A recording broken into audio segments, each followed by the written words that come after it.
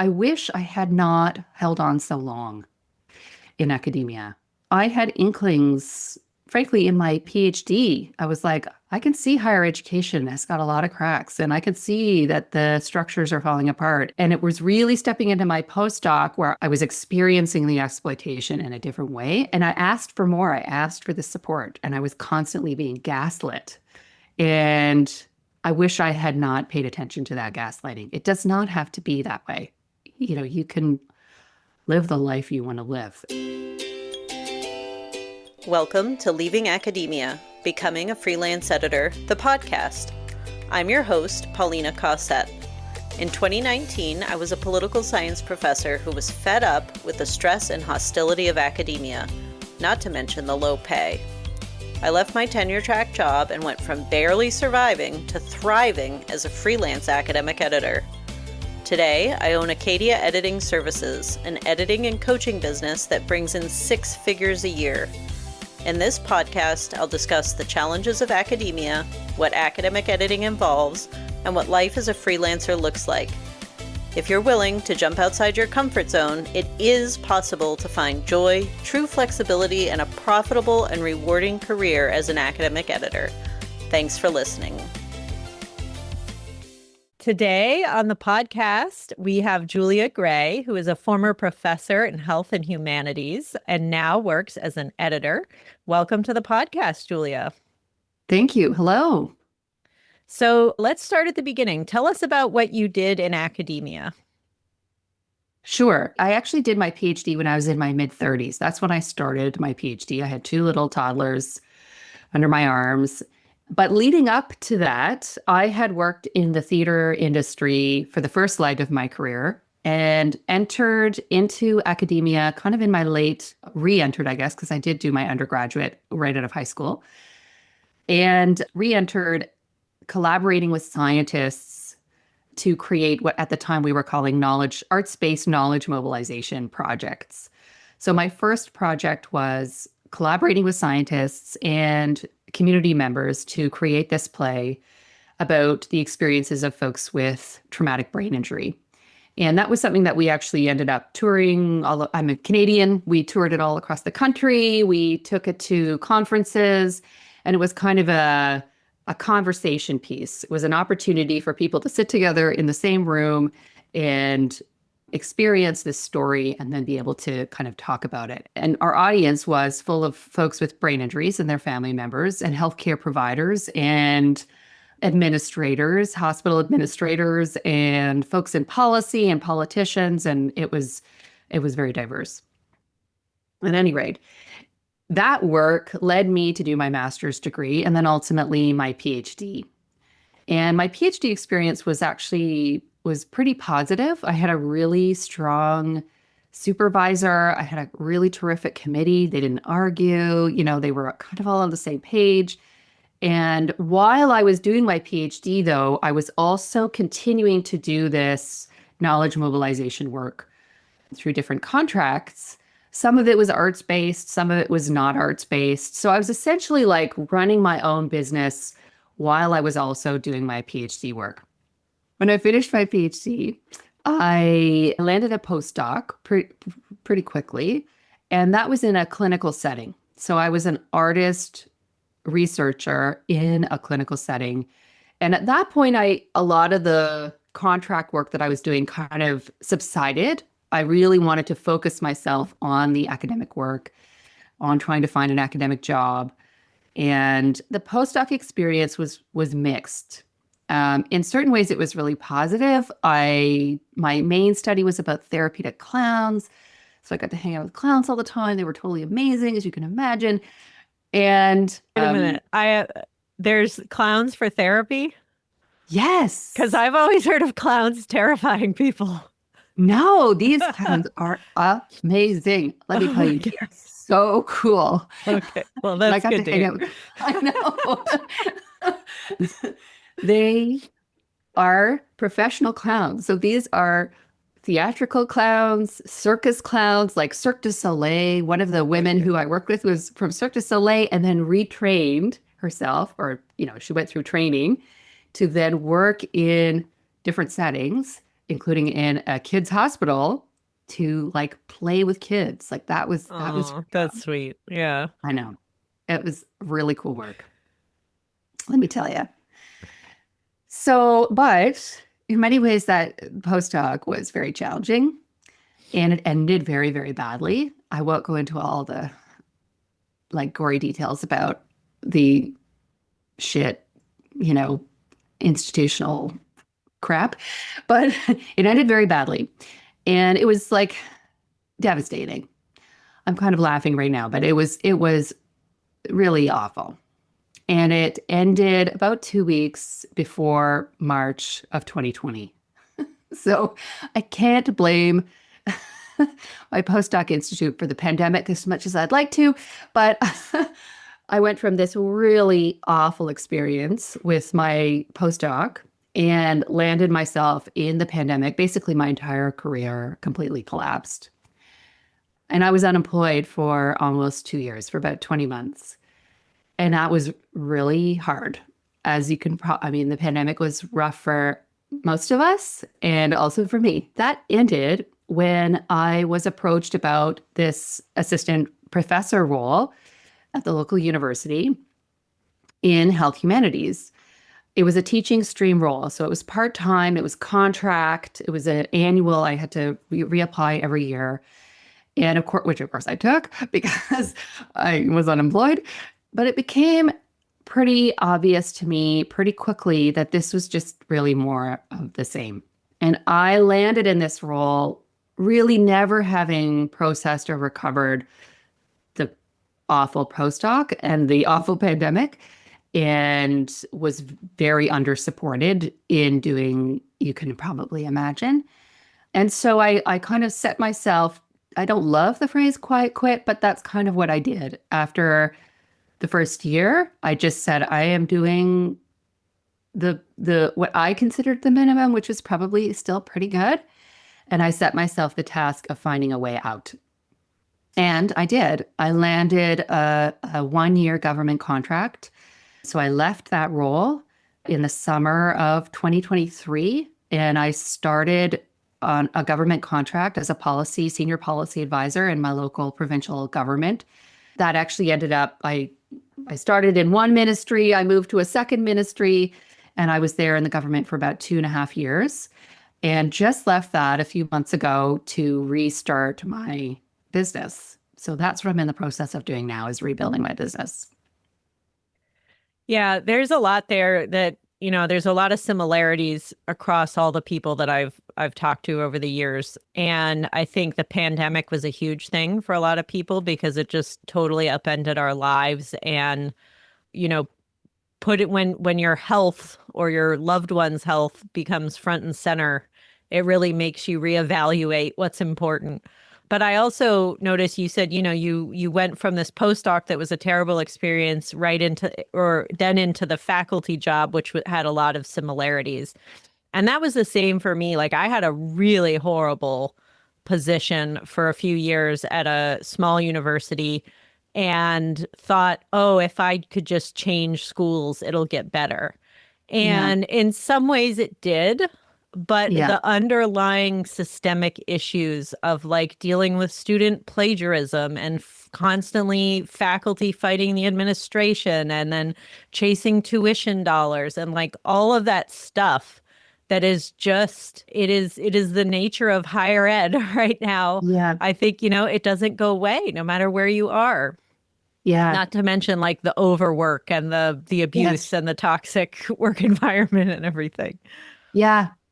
Yeah, totally. And for me, a lot of it was like employment contract related as well. Like I had that as sort of an additional thing, that just being pushed from precarious contract to precarious contract with absolutely minimal support, and the expectation that you perform at this, or that you produce and perform and teach and do all these things at this like, international level, amazing quality work, but no support, really, no institutional support other than a very minimal salary. And I don't want to diss a salary, but it was not adequate to and not sustainable. And that's really, when I left, that it was really hard to leave. Like It was existential.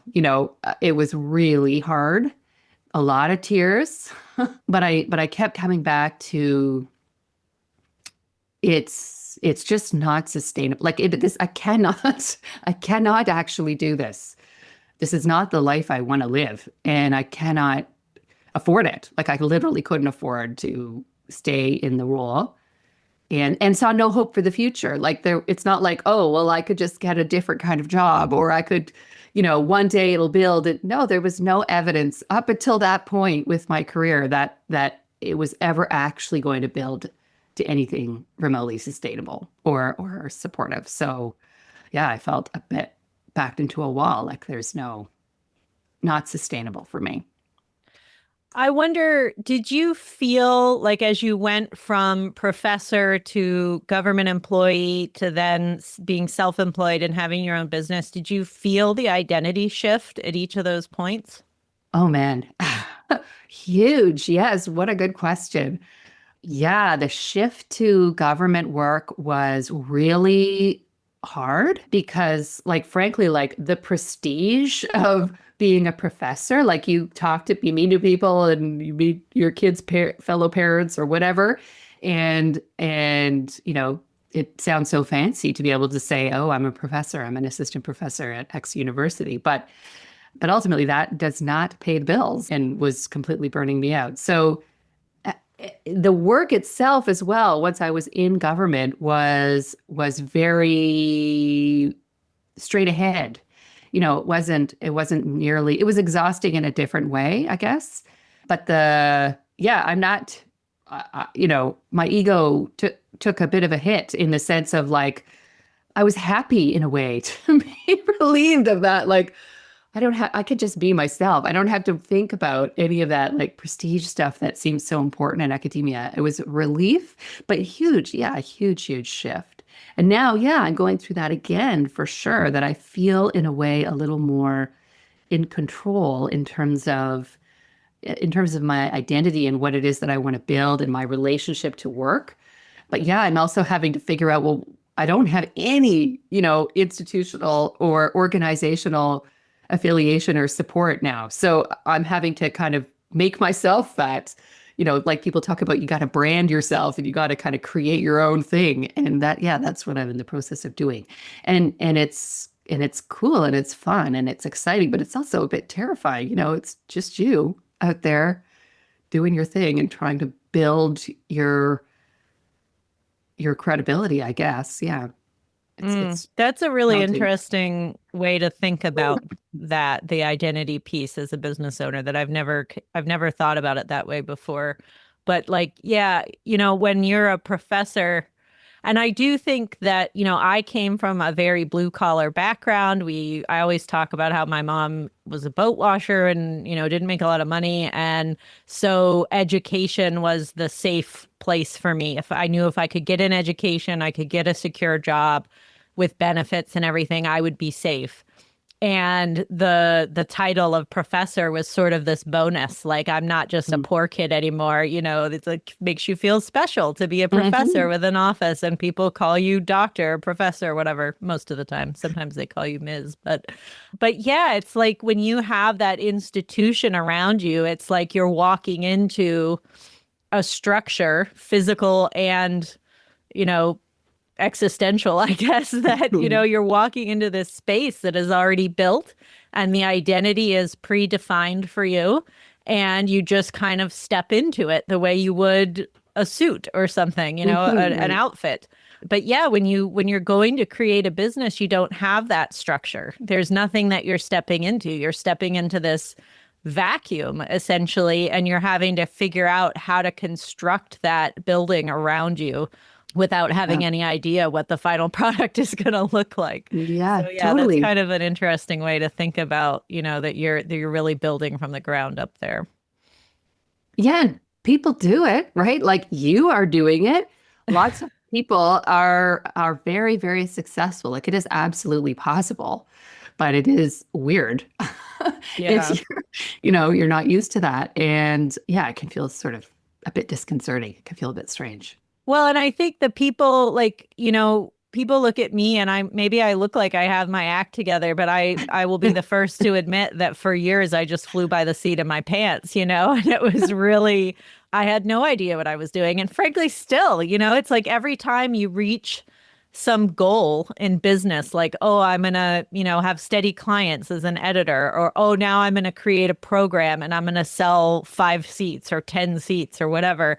And every time it's like you level up, you then go to the next level and it becomes harder, and it's like you're trying to fly blind again, just, flailing around trying to figure it out.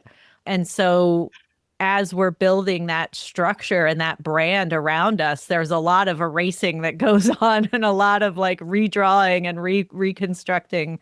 And I think I finally started to feel more in control, or like at least not like I was flying by the seat of my pants anymore, when I started working with my own business coach, because I had somebody to bounce ideas off of. And, like she helps me take all the chaos that's in my brain and give it some order and be like, no, let's not do that. Let's not do that. Let's focus here. Don't get distracted. So I just want to point that out to everybody listening, that even if it looks like those of us out there know what we're doing, we're all kind of, still building the structure around us without knowing what the final picture looks like. Yeah, I love that. I love that you've brought up the business coach piece, because that's certainly something I've been thinking a lot. I mean, I'm in week 13 or something like that of full-time business again. And so I've been doing a lot of reflecting on what are my kind of blind spots, or what are the things that I know that I need either support with, or as a skill that I definitely need to kind of up my game on. And so how do I kind of equip myself with those people? Like an obvious one is an accountant. Like I don't have somebody do my books on a weekly or anything like that, but certainly once a year, I work with an accountant to help me with my taxes, because I don't know what the heck I'm doing. Of course I don't. And I am not going to rely on my accounting skills to do that. Of course, I'm going to bring in an accountant to help me. But, that's also really important with marketing. Like, yeah, I've really had to learn, and I'm continuing to learn. I'm working in a marketing program to learn about messaging. How do I talk to people about this stuff? How do I talk to them in a way that's going to resonate? How do I learn about social media, other than just like posting a picture of my dog or whatever, how can I use this in a strategic way? I don't know. I don't know what I'm doing. So trying to equip myself and so that I can, stretch myself and learn. And when I hit that wall that oh, wow, I need to step over this thing now. What are the ways that I can support myself? And often, yes, that's through other human beings, for sure. Yeah. So tell us about your business. Yeah. So my business these days, I'm calling myself a communications and culture specialist. And so what that means is that I work with people and I work with organizations. These days, it's a lot of academics, a lot of creatives, some leaders of not-for-profit organizations, to help them move their work into the world, help them connect their information to the folks who need that. With academics, it's a lot of support around what I call public writing. So kind of taking the knowledge mobilization piece and really focusing on the communication side of things. But the other piece that's a little bit newer that I'm just kind of developing over the last few weeks is around culture building. And this has come out of me reflecting on the kind of work that I was doing and I had the opportunity to do both during my postdoc and also even during my PhD in the teams that I was collaborating with. I had the opportunity to do quite a bit of facilitation work, which I really loved, in professional settings. So like working with professionals. Yes, I also did the facilitation teaching thing with students, which I also loved. But a big part of what I was doing was working in culture. Like culture, I worked a lot in health. So building a culture of care, for example, working with healthcare providers or working with administrators of healthcare facilities like long-term care homes or hospitals to look at the ways that policy has implications for how culture is built and what is culture. So I also, when I was in the government, I was invited to do lunch and learn and create a lunch and learn opportunity. So I was like, sure, why not? And it was on well-being and culture, what I called at the time well-being and culture. And so I'm in the process of kind of taking that work, and which I really enjoy, and frankly is also linked with my program of research, and thinking how I know that this work resonates with people. The kind of feedback that I've already gotten on that work that I've done in the past. I know the workplace, like different workplaces are in tumult, that we are, I mean, so many of us are really exhausted, and with AI and with push to return to office, and there's a lot of sort of tension, but also potentially an opportunity to really be able to build workplaces in different ways or shift them. And so I'm trying to think about how can I draw on that kind of facilitation work that I've done in the past and the research to support organizations that want to address burnout and that want to address absenteeism and that want to address disengagement, which are, problems in the workplace. So that's newer. That was sort of long-winded, but that's a little bit newer. And I am in the process of trying to figure out what that is. But yeah, in tandem with that, I'm also doing this public-facing communications, which involves writing and editing and some facilitation as well.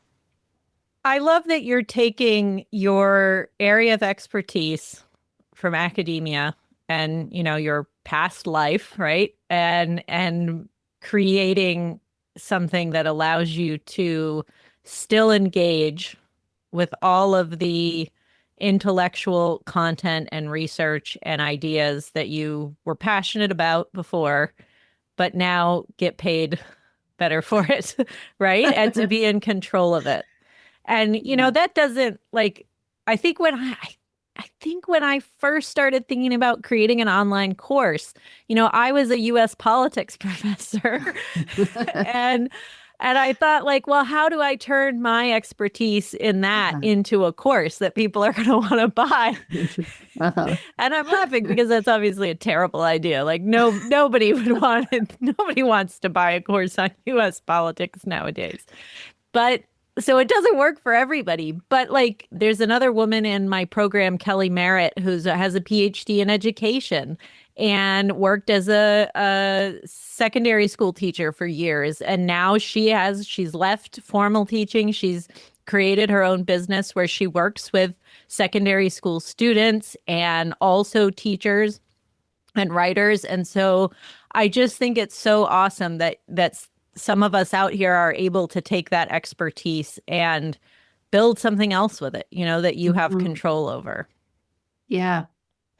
Yeah, and that is really where my challenge is right now, for sure, because I'm to be pretty straightforward about it, I'm figuring out how to monetize it. I know how to kind of monetize the what feels to me and a bit more tangible skills. Like I can look at your documentary script and help you because of my various pieces of expertise and also the skills that I bring.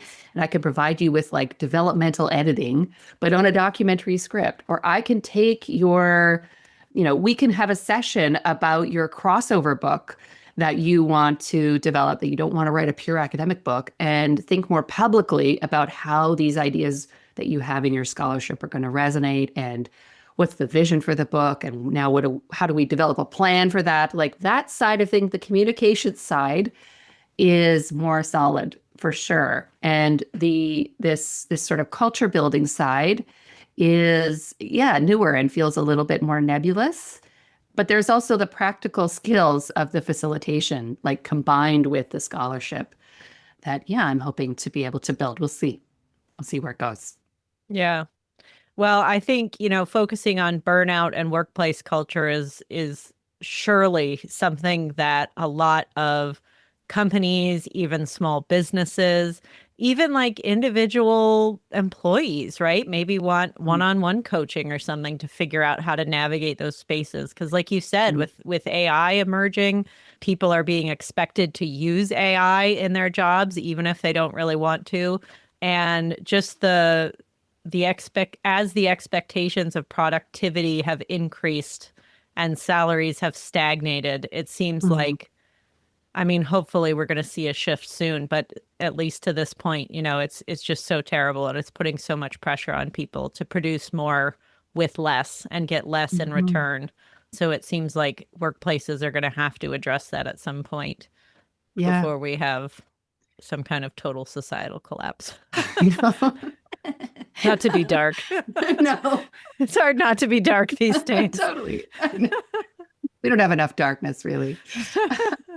But that's, I mean, the leaders that I'm talking to, like directors, VPs, they are sort of see the problem. Like they are also themselves exhausted and don't quite even have the capacity to try and address it. And so that's, I think you're kind of right on the mark there. And also that's a consideration for me as I'm figuring out how to support those leaders and those organizations. So, you mentioned that you are in this marketing group and you're learning different ways to market. And we've connected on Instagram. And I know it, like when I teach my program, it is quite an effort on my part to convince academics to go to social media, right? To do things on social media. And I've found that LinkedIn is sort of this like space that I can get them to transition into, because we talk about how it's more supportive of long form content and, think about how you're a writer and a storyteller, and that's how you get started on LinkedIn. You don't have to have these salesy posts and all that. So I'm curious, how do you find Instagram? Is there a way that you are able to draw on the academic inside you and make it work for you in that sense? Or maybe it's the creativity, right? Being able to come up with graphics or photos or images or something. How are you finding it, and how are you using it for your business? Well, I do want to give credit to this marketing program that I'm in. It focuses specifically on Instagram. And so I've learned a ton, and I've kind of had to get over myself a bit about what that means to show up on Instagram. And I don't necessarily love it all the time. I'm not going to lie. But I also know that I can't know if it's going to work or not, if I am going to be building that right community, unless I really give it a go. And so this program, they're funny, they're down to earth, they're like just like joyful people, like authentically joyful people. And that also, like, frankly, just being around cool, smart, joyful people is just also just an absolute pleasure, and has helped me relax a little bit into doing the Instagram thing. But one thing that I've worked on personally is really understanding why, and being clear with myself about why am I using particular social media platforms. So it is possible to have some depth. You could do like talking head reels, etc. on Instagram, where you have a little bit more depth. But a lot of it is really to engage with other people's material, sort of like LinkedIn. Like, it's not just about sort of vomiting stuff out there. It is also about engaging with other people. So having much shorter conversations, but recognizing it's not going to be the be all and end all. This is a way to try and put myself out there and to see if there is interest on that platform for the work that I'm doing. And I have to give it a shot. And if it doesn't, it doesn't. I've learned a ton about marketing already, let alone the remaining however many months are left on this program. But yeah, also being clear, like I'm not expecting this to be the same kind of depth as I might in my peer-reviewed article or my book or even on LinkedIn. That's okay. It's just different. It's got a different kind of purpose, and being clear about that. Yeah, I think there's two things that you just said that really stand out to me. And the first is that it sounds like you're experimenting, that you're looking at it as a series of tests. And that's what I've taught in my program is we're all scientists in some form or another. And so let's be scientists here. Let's put out little signals and see what resonates with people. And maybe some of us are really great on camera and we have a really engaging personality. And so the reels, the talking head reels work really well for us. Maybe others of us are really good on Canva at making like infographics or something, and that's what works for us and for our audience. And so just putting those signals out there while reducing the pressure on ourselves. Mm-hmm. And I think that's the second thing that you said that is really important, is that there's no platform that's going to be the be all end all for it's like there's no secret sauce out there that if we just grab it and, that it's going to work. And whatever platform we choose, it's going to take us, those strategies are going to take us a little bit closer to our goal of connecting with people. So it's great to hear you say that. And I do love your content. I think you come up with some really creative stuff. So awesome. Thanks. But also, let me just jump a little bit on what you just said about, it's not going to be the be all, no one place, but that you can find those places that you can tolerate. Like there's Threads, for example. If you kind of used to love Twitter, but now it's like garbage and you hate it for a variety of reasons and you don't want to go there, there are other places where you can find similar kinds of form, like having that short form little snippets of text, like through Threads or even through Substack or whatever. If that's more your jam, then that's good. Or maybe just LinkedIn, like that's also good and fine. Yeah, I have never been able to get to have any kind of success on short form type, like Twitter type platforms. And I have tried, but like for some reason, I cannot master that 140 character limit. And some people are just amazing at it. They're so witty and they're, whatever they come up with just lands perfectly. And yet, my podcast has done well, and I always get great feedback on that. And it's funny because like I always thought of myself as somebody who talks too much, and I'm very much a verbal processor, much to my husband's despair. But, like I have to talk about things all the time. And so it's really like the perfect thing for me because I get to sit here and just babble for an hour, especially on a solo episode. And for some reason, people like it. So, I feel like we all have our own things that we have to really play to our strengths and the things that we enjoy doing. As long as it's, some of our audience is also on that platform, it's like finding that match. But business is just so fun to me, right? Because you get to make all these choices, like nobody is telling you have to teach this class or you have to serve on that committee or you have to do it this way.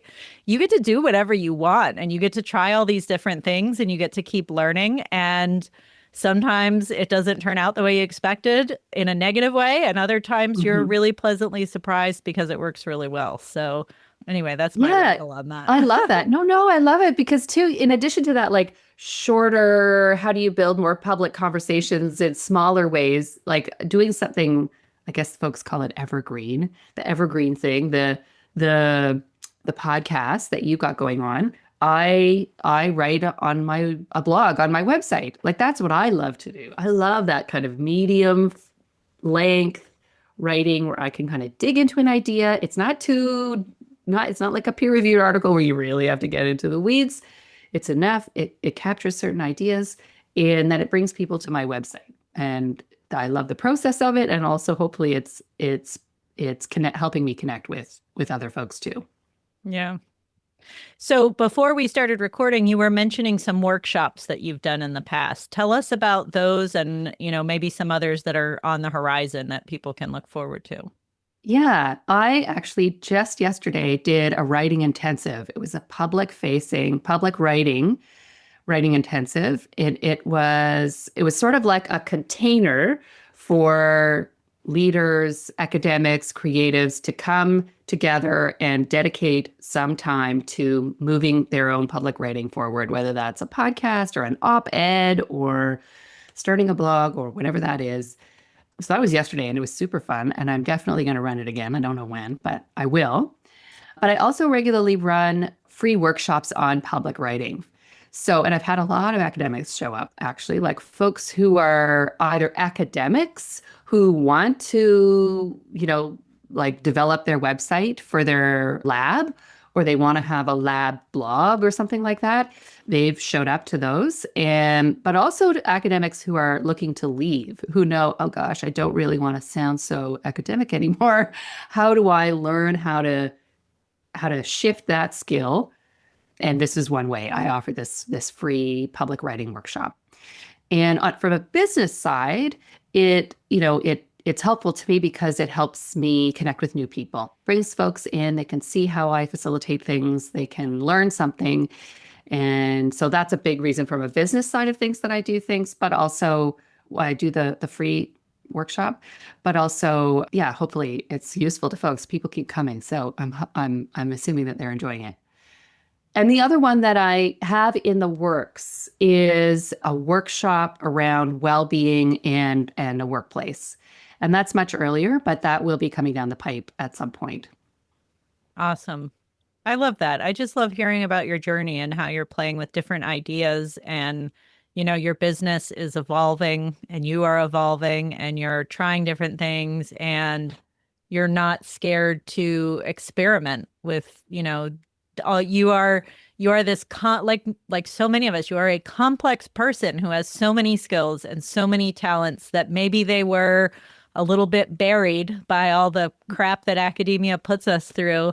But now you're able to sift through that and remember, like, oh, this was what I was passionate about with my research, and I still love writing, and now I can do it as a blog, and now I can help other people learn how to do that. And so it's wonderful to hear, that you're just going for it. And do you have any, looking back on your journey, if there's somebody else who's listening who's scared to go through this, right, to start their own journey, is there anything that you would tell them, or that you would tell your former self, or to encourage them to go for it?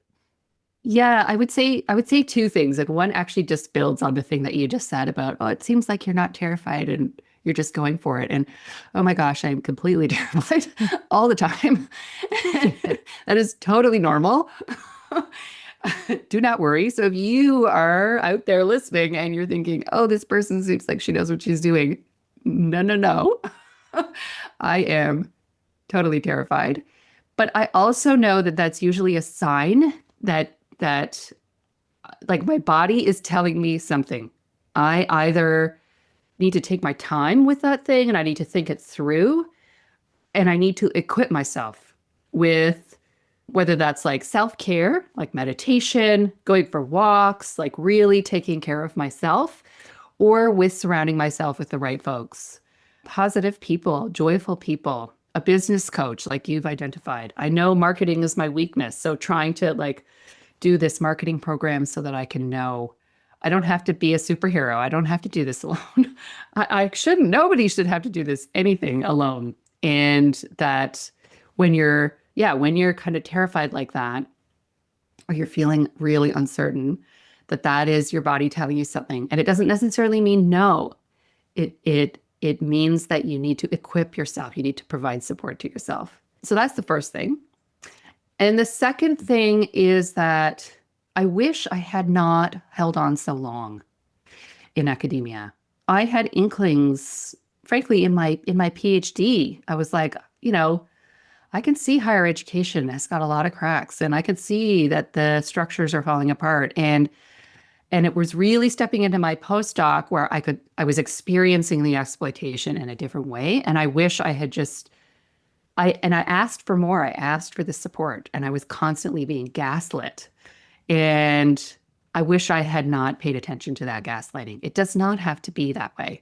You can live the life you want to live. And you have to pay attention to the things that are surrounding you. We live in the world. We have to respond to the world, and build something. If you want to build a business, you have to respond to what the world needs so that you will be paid. But yes, it is absolutely possible. And I wish I'd done it sooner. That hits really hard for me because I spent years being miserable and having like intense, severe anxiety to the point that I ended up in the ER one day with like stomach pains, and of course it's unexplainable, but it's just stress. And yeah, and looking back, it's like I had asked for support. I remember probably the last semester, my chair, I had just come back from maternity leave, and my chair wanted me to host this event with a guest speaker and like interview him and all this stuff. And I was like, I can't do this right now. I kept trying to like, how do you tell somebody you're in the depths of postpartum depression and you can't see yourself like getting, like, you can't just say that to your department chair, but I just was trying to say like, I really can't do this. Oh, sure you can. Sure you can. It'll be fine. You're great, And I stood up on that stage and I froze. Like I just kind of took questions from the audience, and I did not facilitate, and I could see the looks on people's faces like, what's going on? And that was like a moment for me, to realize that like I had asked for help and nobody was listening. And then I left, like, I think I didn't come back after that semester. That was my last semester. So yeah, I love that you said, don't wait. If you're unhappy, it's not going to get better, basically. Like, don't wait. Yeah. No, it won't. So if anybody wants to work with you, how can they get in touch? Yes. Well, I'm happy to share my website. Maybe I could share that with you for the description or whatever. So please feel free to check out my website and reach out by email. That's probably the easiest way. A lot of folks, I do have a newsletter actually, which I love to write. I just love it. And I started that actually when I was doing my government contract, because I was kind of bored. So I thought I need an outlet. I need a way to be able to be creative, and it's going to force me to write regularly. And they're very short, and I love to write it. So maybe I can share that as well with you. Absolutely. So if anyone wants to join that, that's a good way too. All right. Well, thank you so much for being here and sharing your journey. Yeah, totally. Thanks for the chat. If you're unhappy in academia and you think you might be a good editor or writing coach, check out my course, Becoming an Academic Editor. This digital course is paired with a 12-week group coaching program to support you through your decision to leave academia or not, and to start building a profitable and rewarding academic editing business. Learn more by going to acadiaediting.com/become an editor. Thanks again for listening. I'll see you next time.